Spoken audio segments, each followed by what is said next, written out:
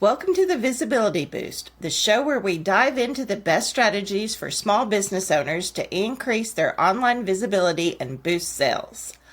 I'm Glenneth, your host and an SEO and Google Ads expert with over 12 years of experience helping business owners like you succeed. Each week, I'll share actionable tips and insights to help you navigate the crowded online space. Don't forget to hit that subscribe button and leave a review on your favorite podcast platform. Let's get started. Site speed is an important ranking factor in SEO these days, but there are only so many ways that most people are able to speed up their own sites. Welcome to the Visibility Boost. My name is Glenneth Reed, and I'll be your host today. While site speed is a critical ranking factor, most of us are not CSS developers. We don't write script. We don't mess with the JavaScript on our website. But one of the things we probably do have control over is the images that are on our website and how many images are on our website. And that can really play a factor in how fast your site loads. You want images on your website to be under 150 kilobytes. That should be the norm. Now, you may have a hero image or two, think like a banner image on your website. Those can be 500 kilobytes and under, but you don't necessarily want separate ones on every single page or multiple hero images on every page. You want to be very strategic with the photos on your website, both how many there are, making sure you are optimizing them for SEO, and making sure you are optimizing them for site speed.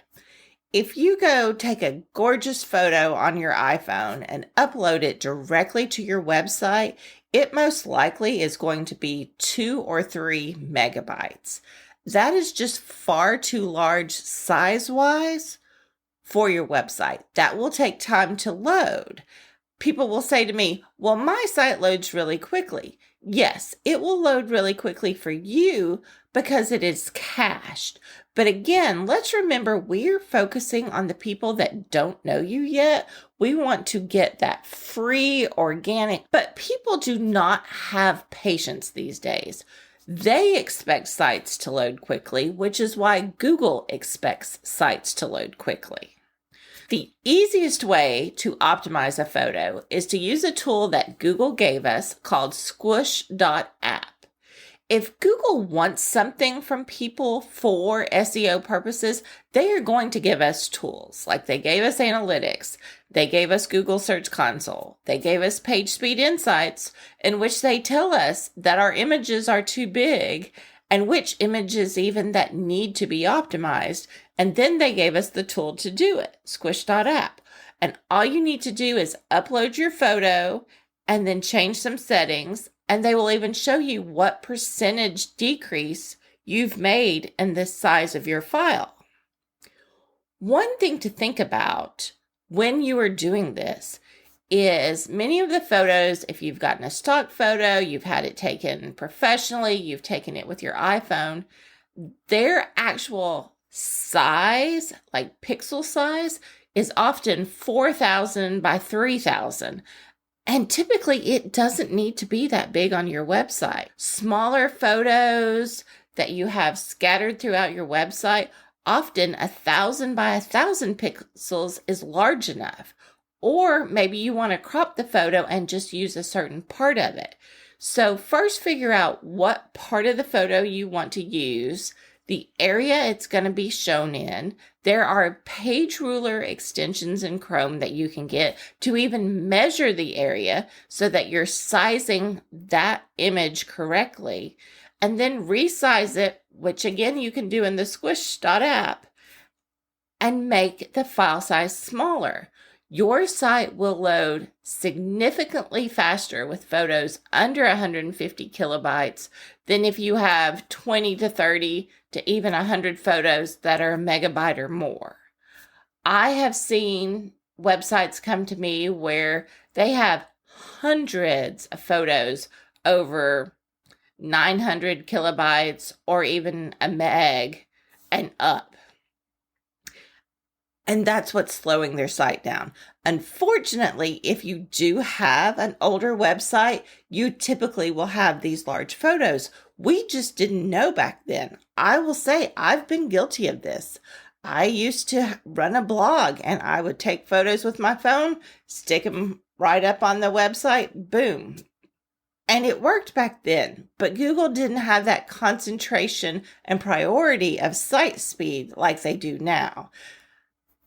But it's also one of the things that you do control. And as you do a new page or a new blog, if you just get into the routine of thinking about how do I optimize this photo for SEO and optimize it for site speed, and do that. I know it's going to take a few extra minutes. Again, I am guilty of going, one or two photos won't hurt.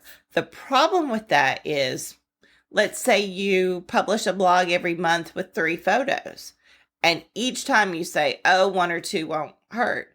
Well, 3 times 12 is 36. Now you've got 36 larger images on your site at the end of the year. If you do more than that, or you put up lots of services pages, you could really be slowing your site down without keeping an eye on it, because it does all add up. And I'm not saying that if you have 100 large images, you need to change them all. I am saying that if you have any that are over 1 megabyte, those need to be acted on immediately. You could see a significant site speed improvement, which will help your organic rankings and therefore get you more traffic. I cover all of this in my Image Optimization 101 workshop, and I will drop the link down in the show notes. So as you are planning any new web page, if you are redoing your website, whatever you are doing on your website that has photos, stop and think about it before you upload them to your site and make sure that they are not going to hurt your site speed. Thanks for listening. That's it for today's episode of the Visibility Boost. If you enjoyed this episode, make sure to subscribe and leave a review. For more exclusive tips and in-depth trainings, join the Visibility Method Insiders Circle, where we offer strategic insights and actionable strategies to boost your online presence. Visit thevisibilitymethod.com to learn more and sign up.